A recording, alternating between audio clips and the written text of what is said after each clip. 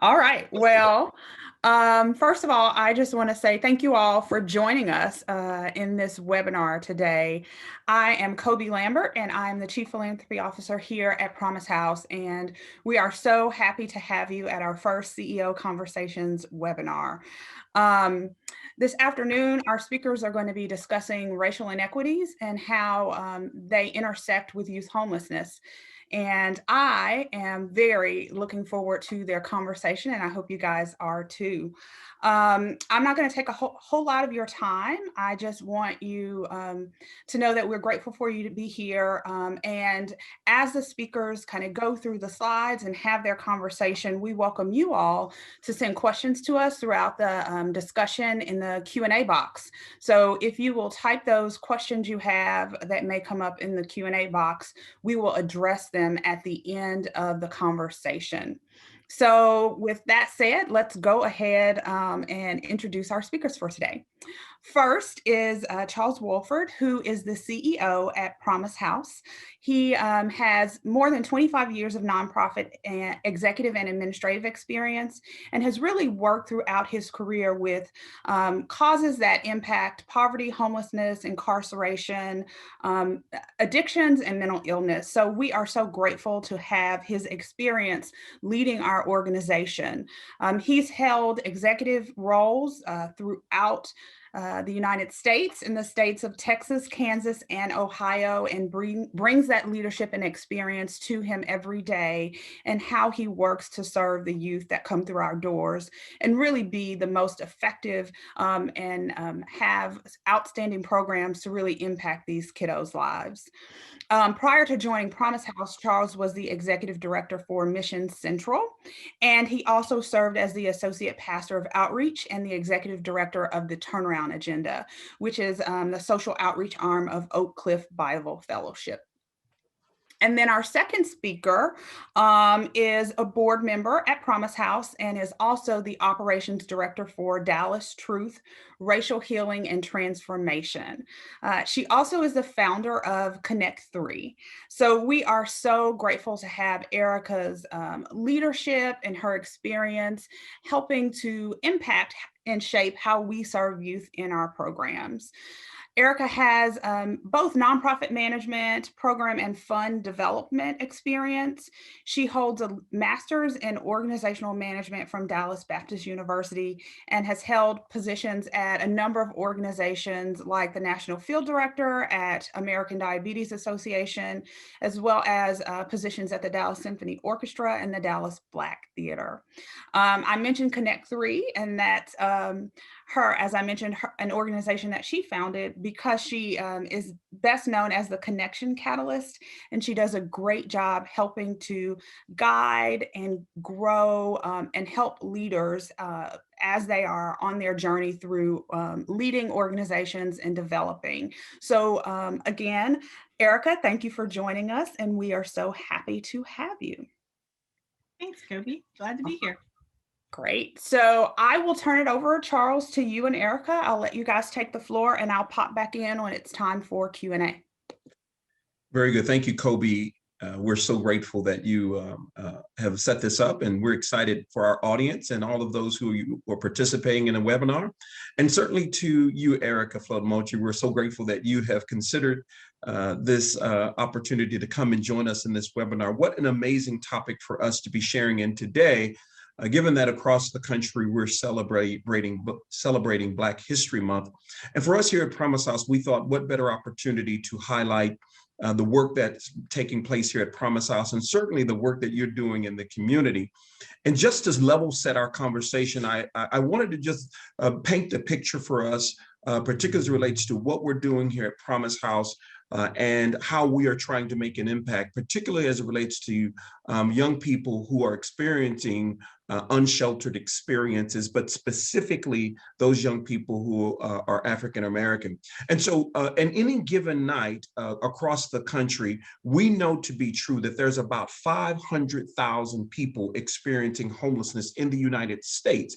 And disproportionately, a large number of those happen to be African Americans. And so we realize that there is a significant challenge with African Americans, particularly around the country and specifically here in Dallas, who are experiencing homelessness. And certainly as you're engaging here, you see some of these statistics that are on your screen. While 22% of Dallas ISD is made up of Black students, 47% of the youth who are coming through our doors at Promise House are Black youth. And so we are seeing here at Promise House a large percentage of young people who are African American.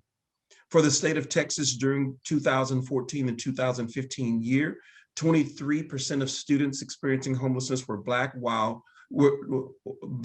students make up only 13% of the entire student population. And we know nationally, Black students are 2.6% times more likely to experience homelessness than their white peers. And so, Erika, we know that this is a great challenge for us here in the city of Dallas and even with Dallas Independent School District. But let me give you an opportunity just to make some introductory comments to us and the work that you're doing. And we'll just talk through some more statistics here as we get ready to get started.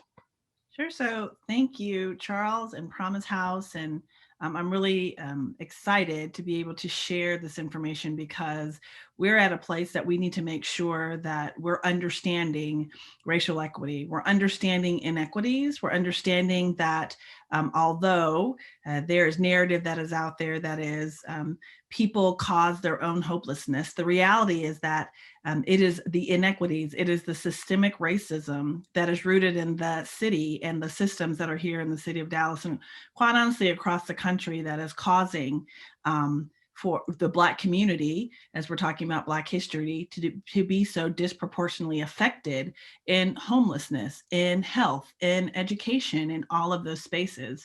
And these are two basic definitions that a lot of individuals come to understand around why we're seeing Black youth who are homeless. And the first is around redlining. Mm-hmm. We all understand that redlining is really denying financial opportunities based on where a community is. And we know that redlining happens mainly specific to communities of color. That's what it is, right? And then we can actually bring that down then into Black communities. And then the other is around racial zoning, which is exclusionary zoning. And it's about how much land people of color can obtain or could obtain. We have these two definitions here, but really what we really need to understand is that systemic racism is real. And that we can start with these basic definitions around redlining and racial zoning, but we need to understand that there are so many systems that are in place that really limits the ability for the Black community and communities of color to be able to achieve, right? Yeah.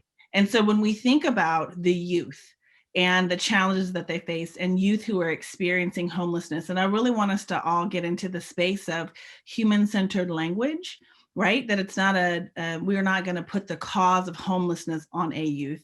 We're going to talk about the experience that they're having and not playing a blame game and really being in that human space with them. But that when we think about it, that it really is about the systems that they are having to experience and having to navigate that sends them into this place of homelessness. There's a lot of information that is out there around DISD and the schools, the systems that were in place there, segregation as it affected communities of color and specifically Black communities. The information and the systems and the policies and all of the issues that are there that we are talking about are not old, right? So you would think hundreds and hundreds of years ago. That is not where we are. Right. This is really a part of something that we're experiencing right now. And if you just look at some of the data points here, segregation in school was ruled unconstitutional in 1954. 1954.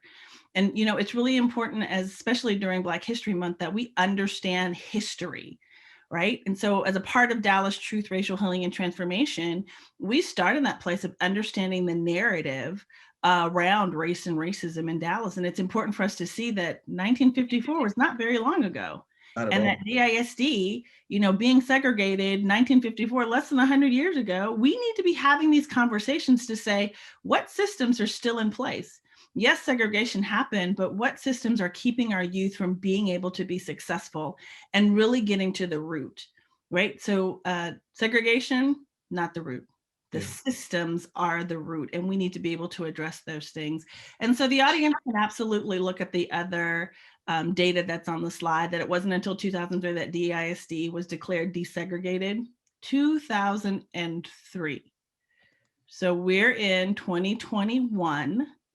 Right. Minus 2003. That seems just like yesterday, right? It was just like yesterday, even though 2020 was like 5 years in 1 year. So, we need to really understand that this is new. We need to understand these systems that have been in place that our youth are having to deal with, and their families are having to deal with.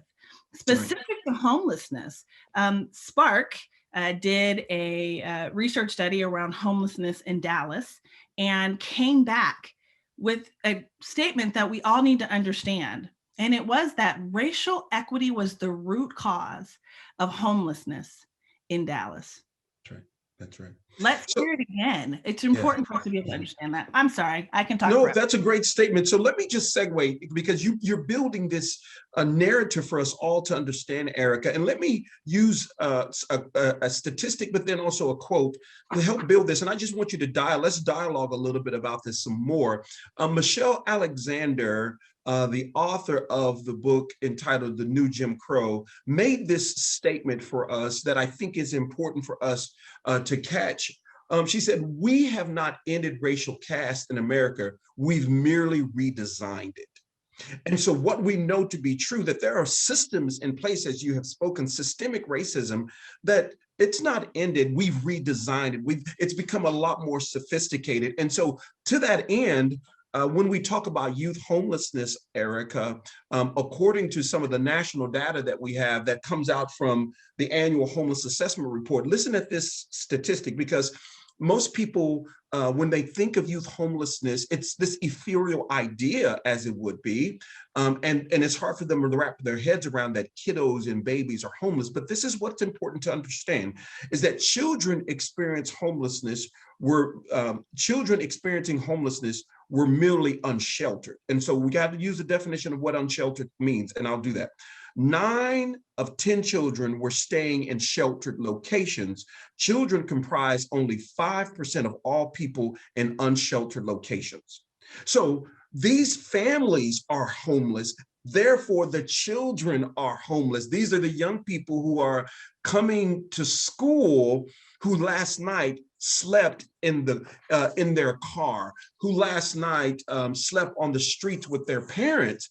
And so it is a system where young people are having to negotiate where they are. And so I want you to address this whole idea with families that are being displaced. But to do that, let me give us an operating definition of unsheltered homelessness, because most people maybe do not understand the operational definition. I'm doing this for our audience. And so just as an operational definition for our audience, unsheltered homelessness as a definition is this: it refers to people whose primary nighttime location is a public or private place not designed for or ordinarily used as a singular sleeping accommodation for people. For example, they sleep on the streets, vehicles are in parks. So there's so many of our young people that are unsheltered that come from places that are not on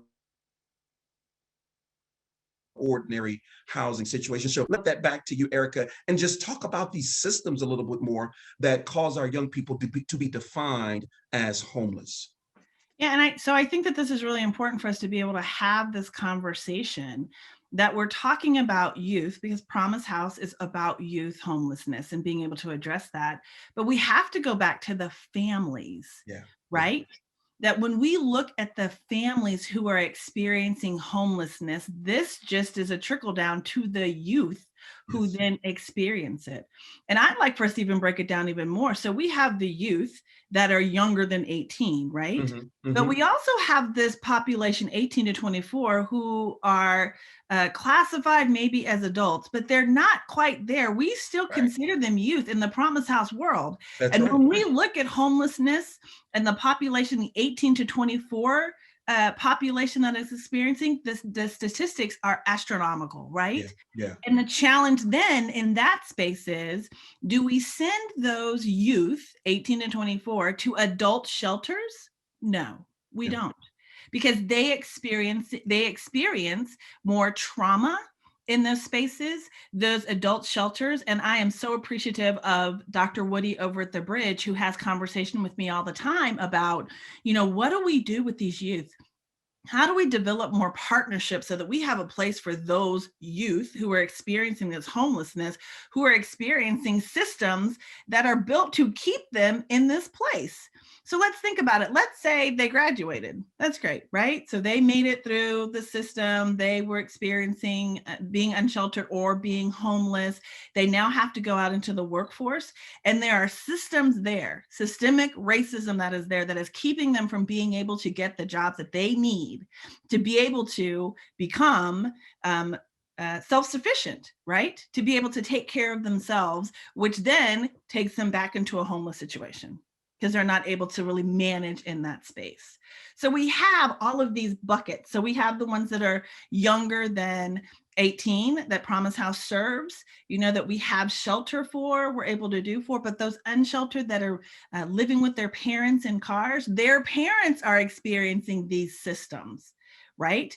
They are living in those communities that are experiencing high unemployment. Well, why is that? The corporations are not going into those communities to actually provide the jobs. So they have to figure out a way to be able to get to the jobs that are actually paying the salaries that they can take care of their families. They have to leave their kids if they decide to go and do that, because they have to take 5 buses to be able to get where they need to get to, because the transportation is not there.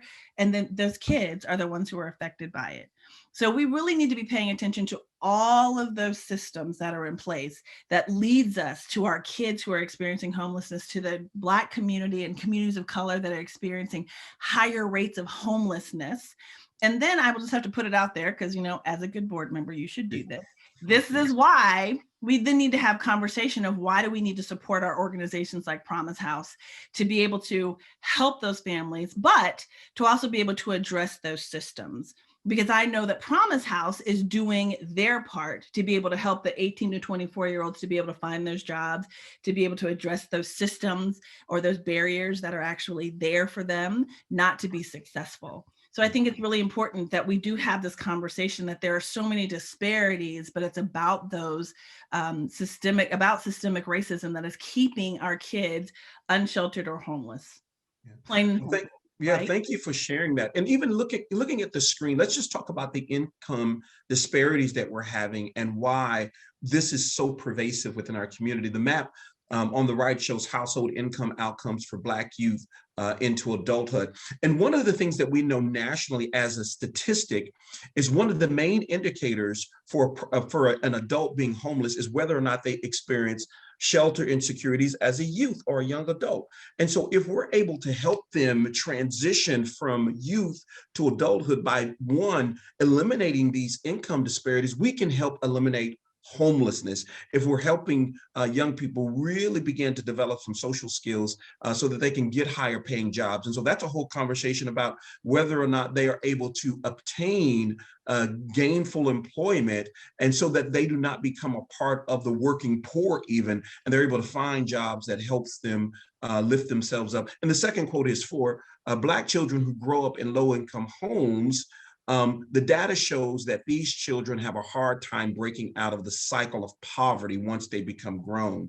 And so let's talk through what you see around the community. Errika, you talked about Dr. Woody over at the Bridge. He is such a great friend, and some of our other partners, whether it be at City Square or it's our partners at Dallas Life, we are so grateful for them because we get referrals from these babies coming into our shelter, and we're trying to do all that we can to make sure that they have adequate housing. But let's talk through now, Errika, what do you see in the community as programs and solutions to help us as a community, as a city, address some of these racial disparities?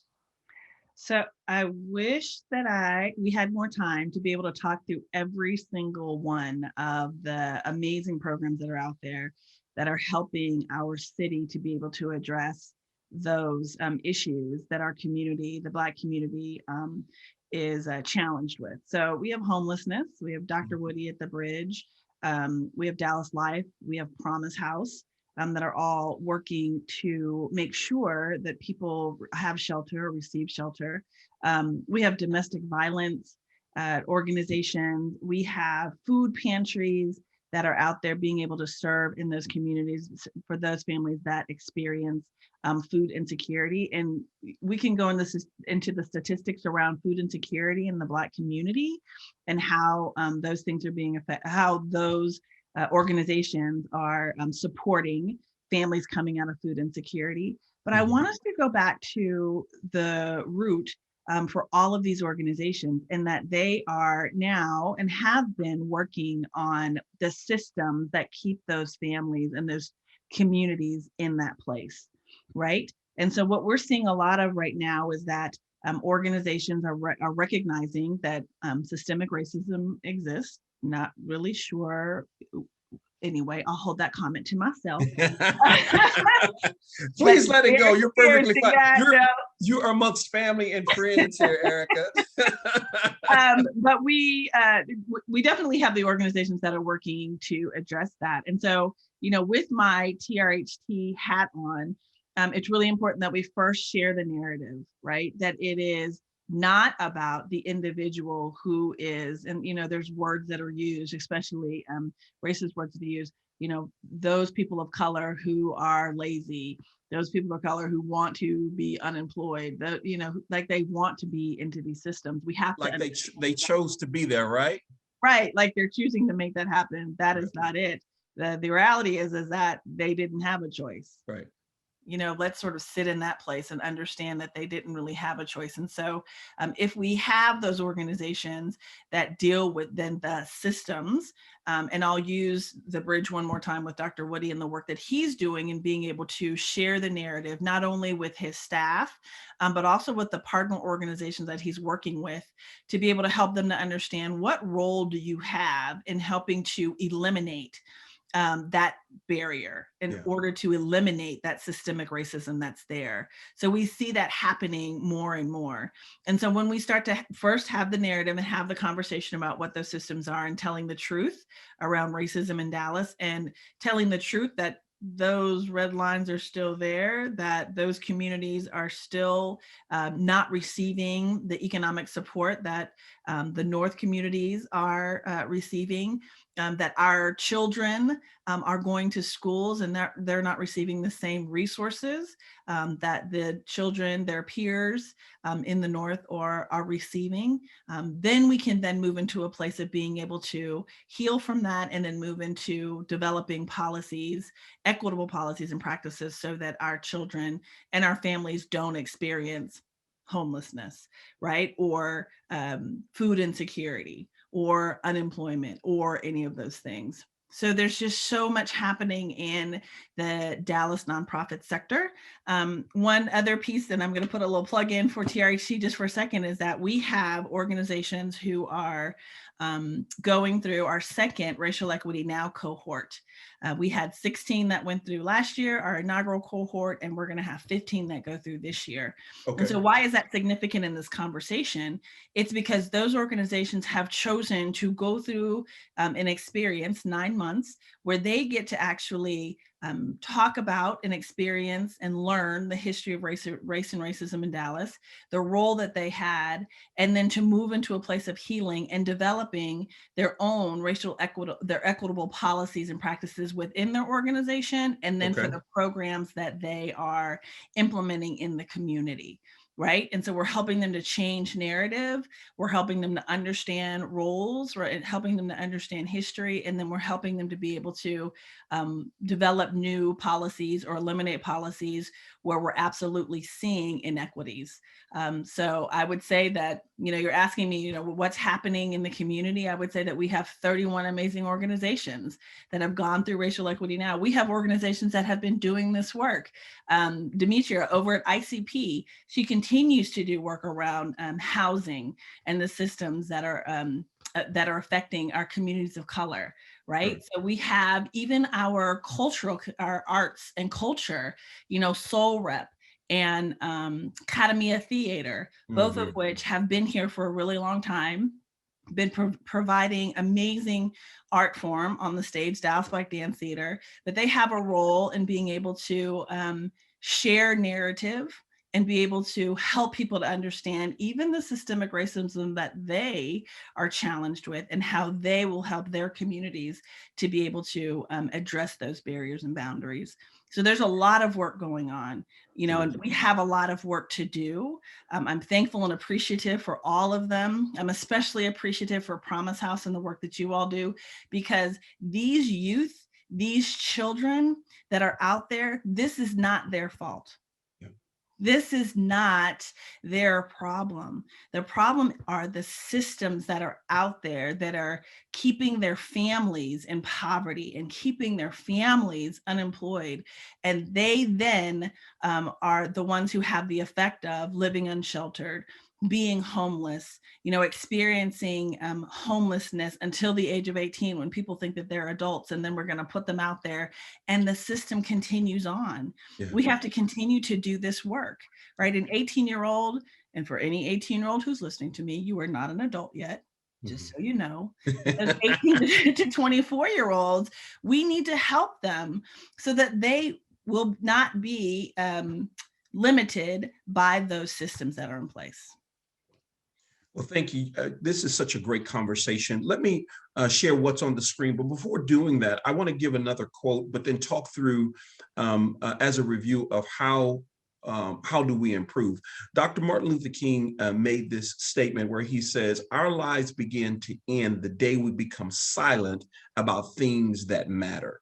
And so there's a lot of silence about things that matter in the space of racial equity in our city, in our programs. But if the slide that was previously can be shared again, I just want to point to organizations, individuals. How do we improve? One, we have to address the narrative of race and racism. We cannot be silent in that matter in our individual lives, in our lives in organizations. We have to challenge even those areas within our family and our network of friends that may have underlying racist tones to them. Secondly, we have to increase the awareness of racial disparities. We have to call it out for what it really is and bring attention to those matters. And then thirdly, we have to change policies that help break the cycle of poverty. I know that, Erika, you're helping our board of directors here at Promise House to do diversity, equity, and inclusion training and going to help us as boards. So organizations can really work with their board of directors and bring in someone who's a resident expert like yourself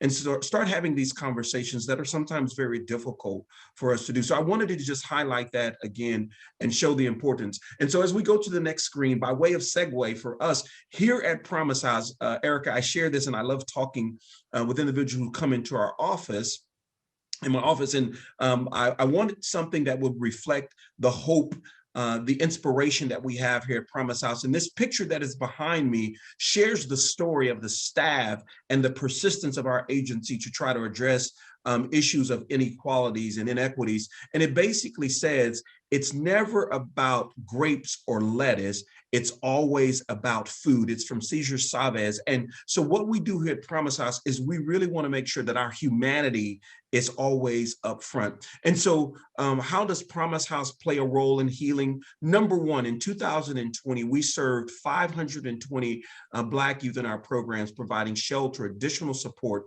and framework to help these children, teens, and young adults move towards stability. And so we are frontline trying to help any young person who is unsheltered, particularly those who are African-American, achieve greater levels of success. And as a note to our mission statement, our mission here at Promise House is to move unsheltered youth towards safety and success, helping to break the cycle of poverty and homelessness in Black communities. And so we're so grateful that we have an opportunity to be in that space.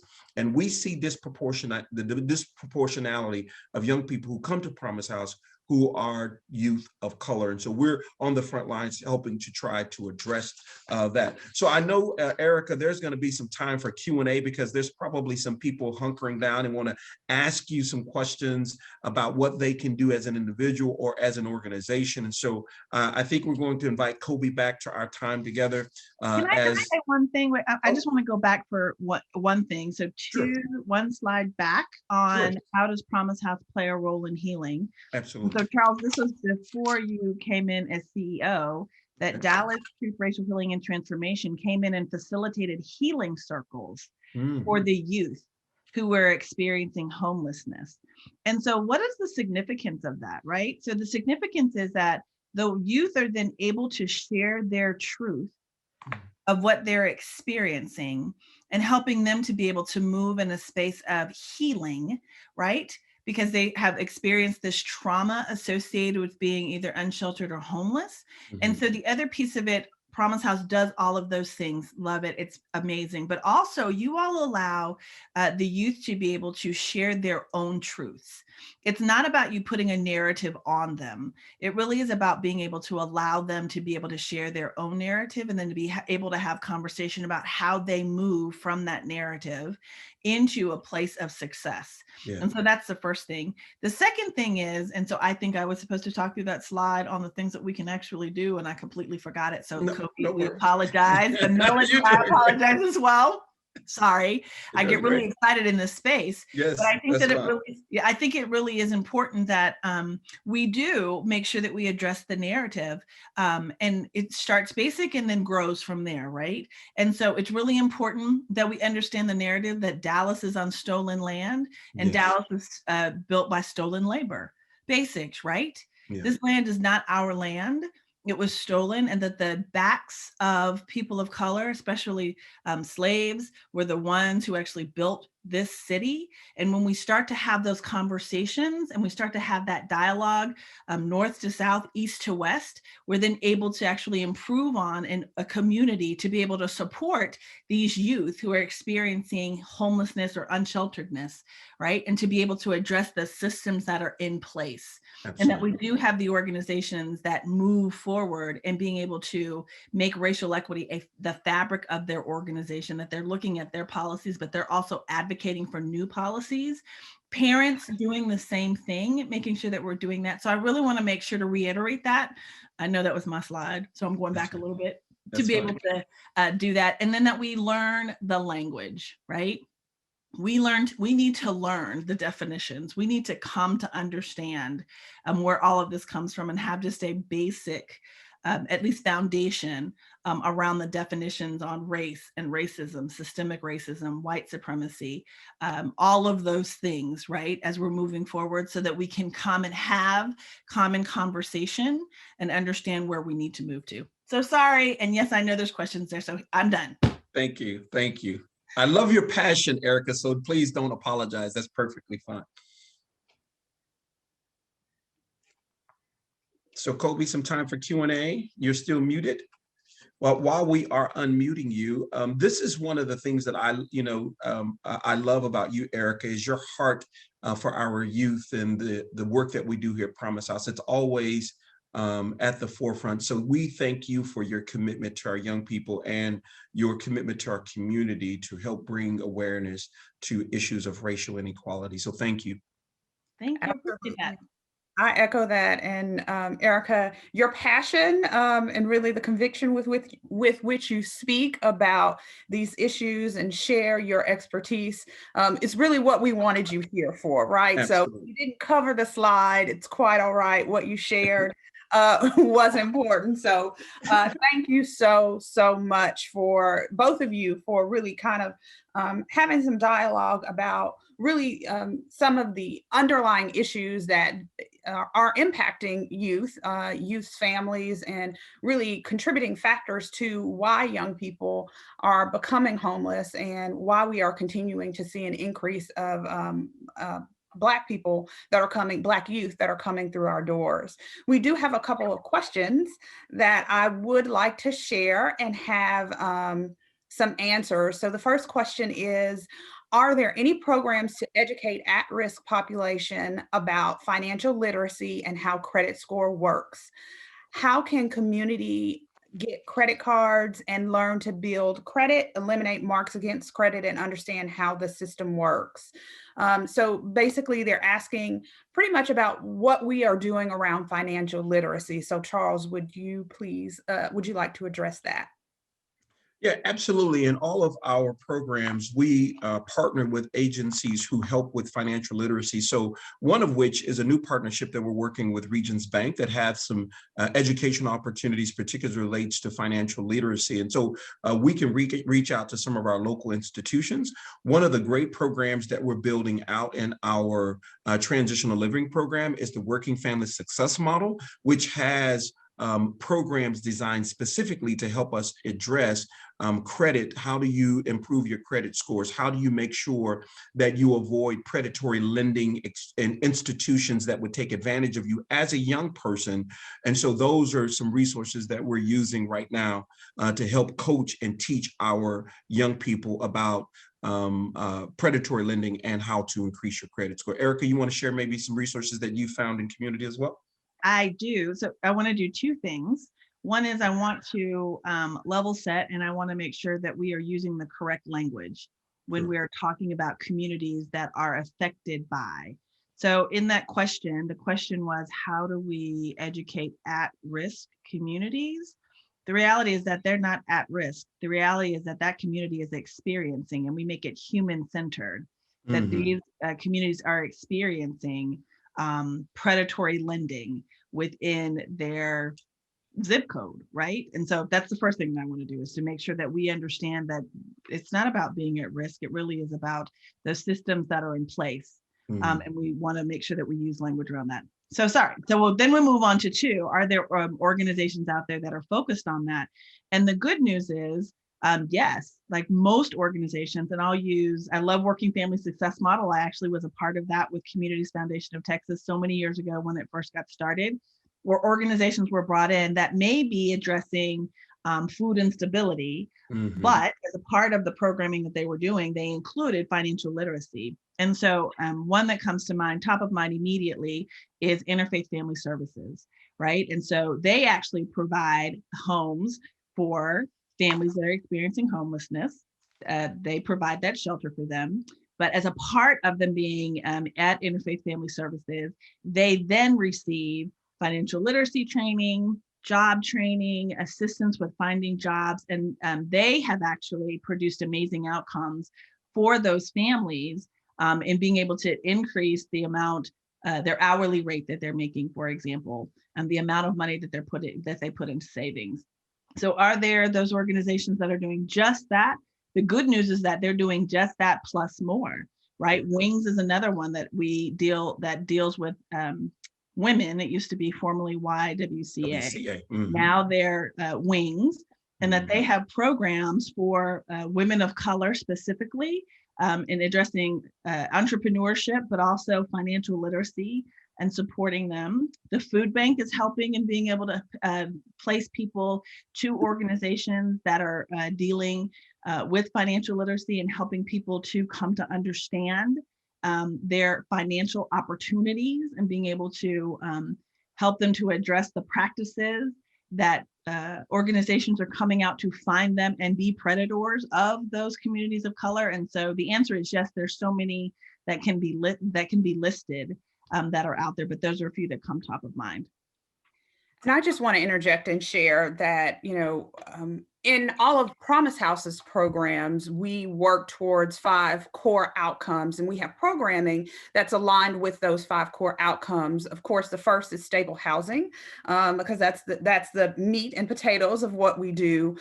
We also focus on social emotional well-being. So workshops like what Erika mentioned when DHRT came in and facilitated some sessions, as well as the counselors and therapists that we have on staff that are working with our residential programs team to make sure that they are addressing any social emotional areas that are necessary, specifically tailored to each individual's treatment plan. We focus on ensuring that young people understand the importance of permanent connections and helping them to identify those folks in their lives that are going to continue to help support them and be stable as they move throughout their life's journey into adulthood, as well as providing educational supports.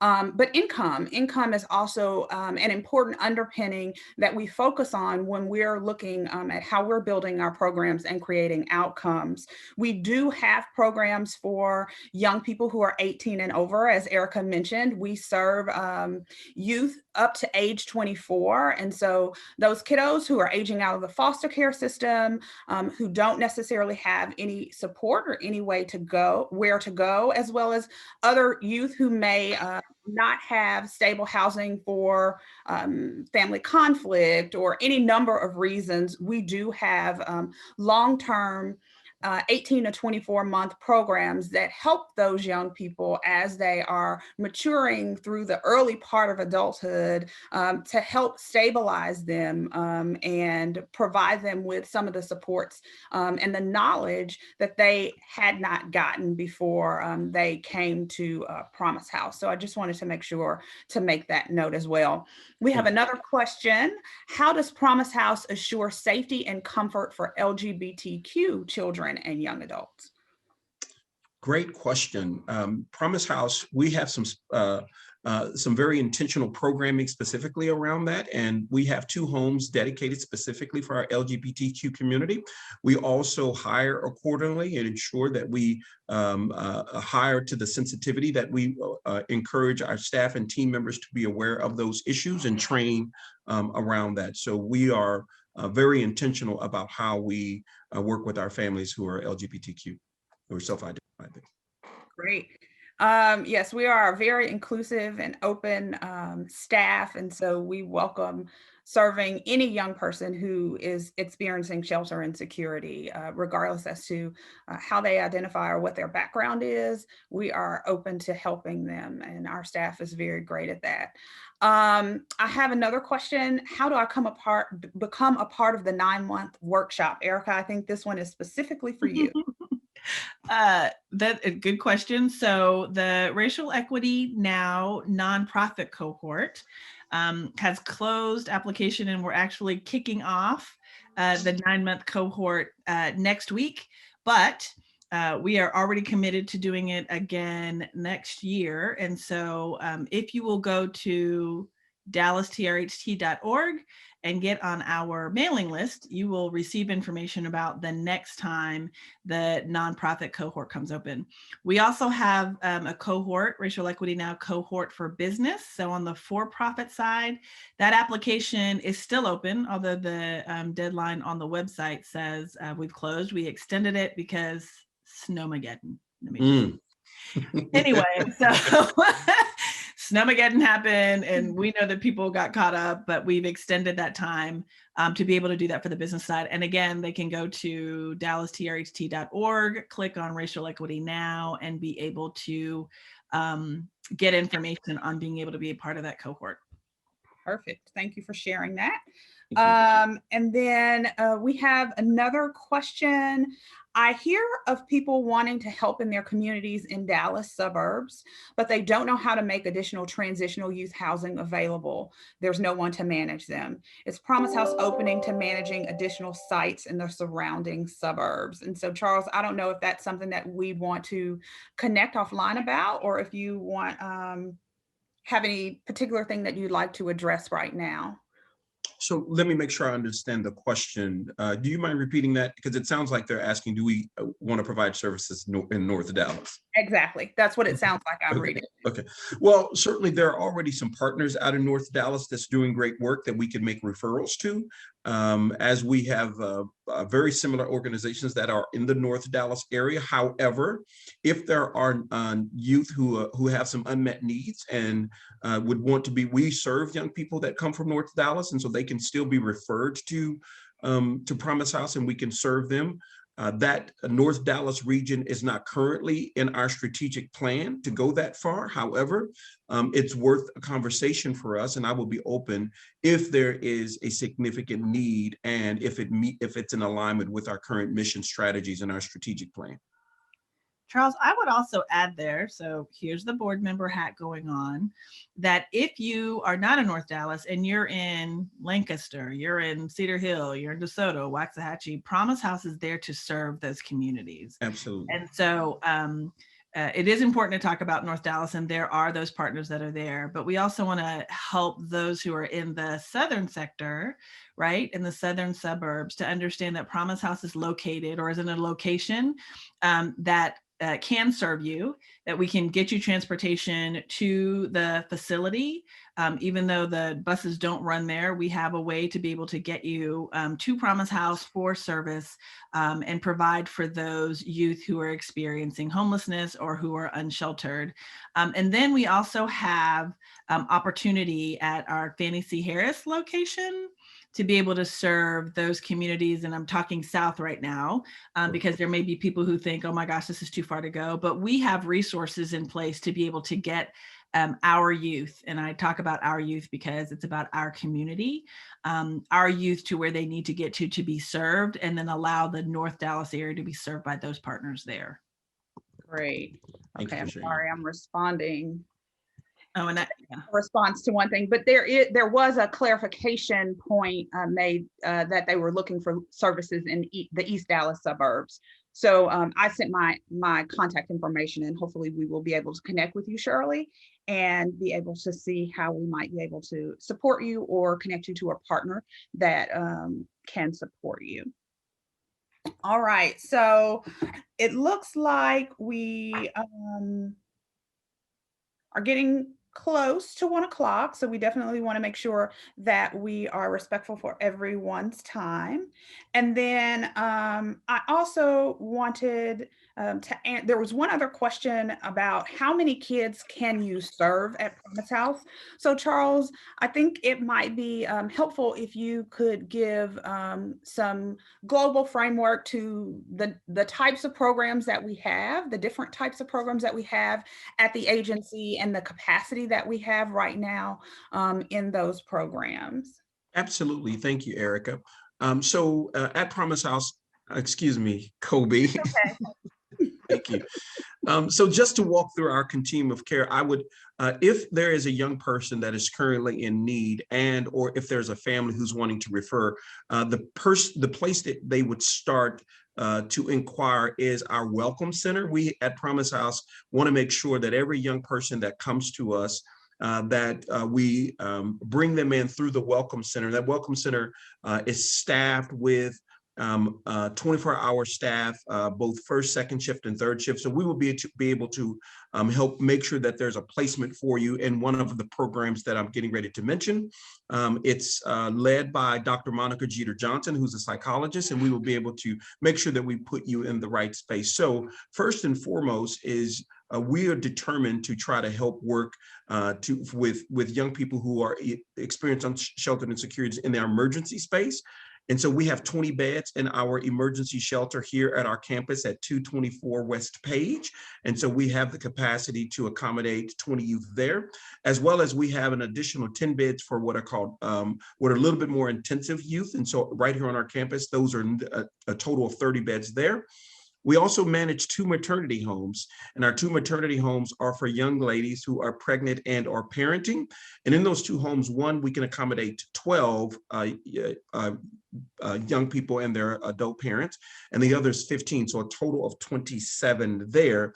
And then we operate transitional living homes throughout the community, and in our various programs, we can accommodate up to about 20 youth in any of our various transitional living programs. We are excited about one of our newest initiatives, which is Fannie C. Harris. It is a partnership with Dallas Independent School District, and we have 36 beds that are soon to be opening over there any day now. And so we look forward to serving populations over there with those 36 beds.